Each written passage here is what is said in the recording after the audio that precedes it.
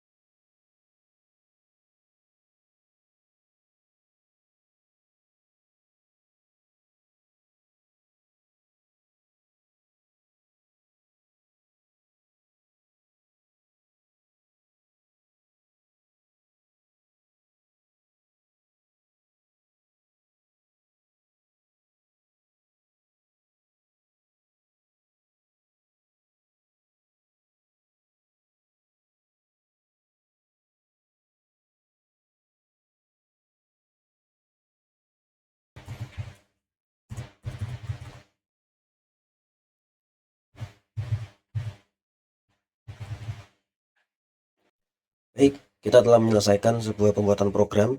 Oke, yang di sini kita telah membuatnya. Penjelasan singkatnya yaitu kita telah membuat sebuah objek stack yang hanya bisa menyimpan data bertipe integer yang menyediakan kelas stack dalam Java util, kemudian menyiapkan 8 data integer untuk di-push. Di sini berisi 10, 20, 30, 40, 50, 60, 70, dan 80. Kemudian program ini memasukkan data ke paling atas stack. Data terakhir yang masuk akan di posisi teratas.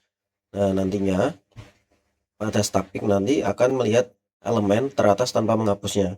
Nanti digunakan untuk menunjukkan data mana yang akan keluar pertama. Kemudian pada stack up, dia akan nanti mengambil dan menghapus elemen teratas dari stack. Elemen yang di pop adalah data yang terakhir dimasukkan. Kita coba running program ini.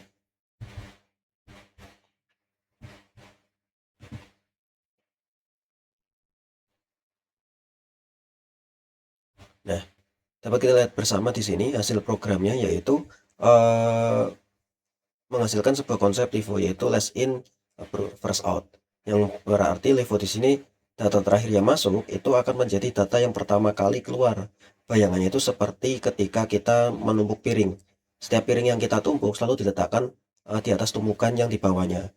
Namun ketika kita mengambil tumpukan piring, kita akan mengambil tumpukan terakhir yang kita tumbuk tadi.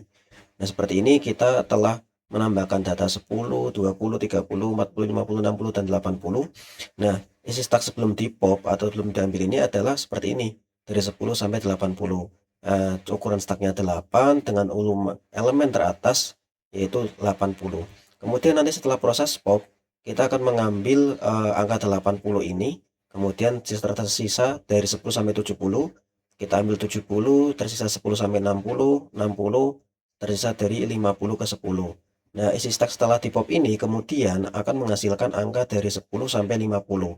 Ukuran stacknya berubah menjadi 5 dan kemudian elemen teratasnya tadi menjadi 50. Lalu bagaimana kemudian analisis waktu dari penggunaan stack ini? Stack ini sangat efisien untuk operasi push, pop, dan pick karena seluruh operasi utama berjalan dalam waktu konstan atau O1. Ini membuat stack cocok untuk masalah yang membutuhkan pemrosesan data secara terbalik. Misalnya undo atau redo, evaluasi, ekspresi, ataupun pelacakan pemanggilan fungsi.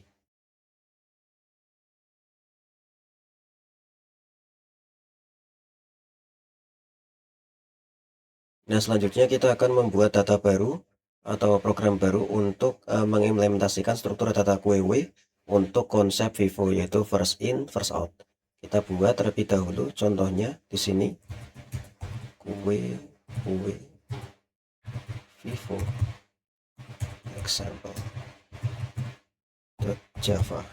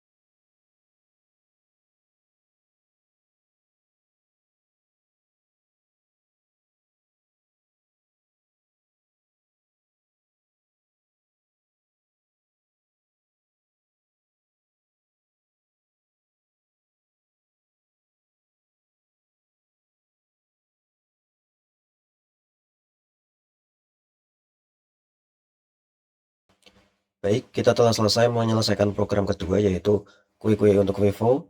Dalam sampel program ini, beberapa hal yang bisa saya jelaskan yaitu kue-kue integer, kue-kue untuk new linked, pakai linked list di sini. Itu untuk membuat objek kue-kue di Java. Kue-kue adalah antarmuka interface diimplementasikan oleh linked list. Kemudian di sini ada kue-kue over eh, dalam kurung nilai. Di sini yaitu menambahkan data ke ujung belakang antrian, sama seperti add, tapi over lebih aman karena tidak melempar exception jika kue-kue penuh. Kemudian ada kue-kue pick di sini. Dimaksudkan bahwa kue-kue pick di sini dapat melihat elemen paling depan tanpa menghapus, cocok untuk mengetahui data yang akan keluar pertama. Kue-kue pull di sini dia menghapus dan mengembalikan elemen paling depan. Jika kue-kuenya kosong akan mengembalikan ke 0. Kemudian di sini ada kue-kue size, di sini berfungsi untuk mengembalikan jumlah elemen dalam kue-kue. Kemudian di sini ada kue-kue empty, ini jika untuk mengecek apakah kue-kue kosong. Nah, lalu kita bisa ngecek terlebih dahulu program yang kita buat di run.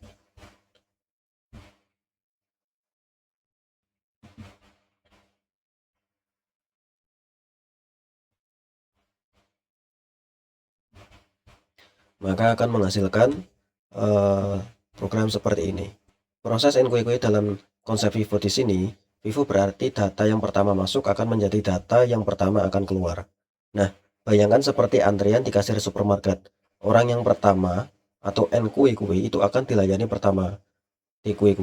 Orang yang baru selalu berdiri di belakang antrian. Ketika kasir memanggil, orang yang paling depan yang akan keluar. Nah, dalam kode di atas, urutan NQW di sini yaitu 10 sampai ke 80.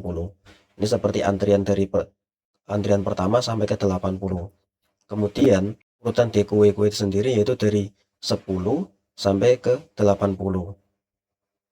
Artinya saat pertama kasir melayani orang pertama, maka nomor 10-nya akan hilang, dilanjut nomor 20 akan hilang, 30 akan hilang, dan seterusnya. Nah, kesimpulannya dari kue-kue ini dengan implementasi linked list sangat efisien untuk operasi NQW dan DQW karena keduanya berjalan dalam waktu konstan atau O1. Ini menjadikan kue-kue cocok untuk simulasi antrian, manajemen tugas, atau scheduling, dan pemrosesan data secara berurutan.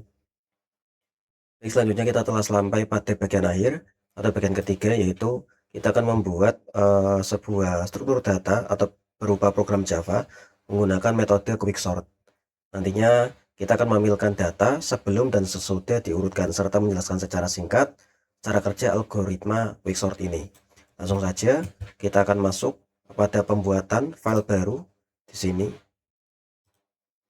kita mencoba membuat file berupa bernama quicksort example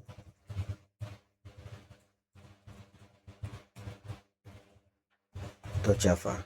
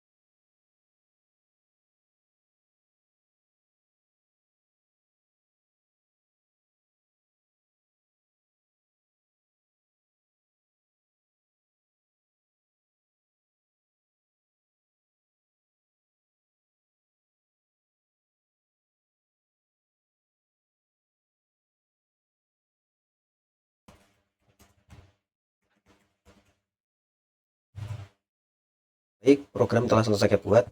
Kita akan mencoba untuk running program ini.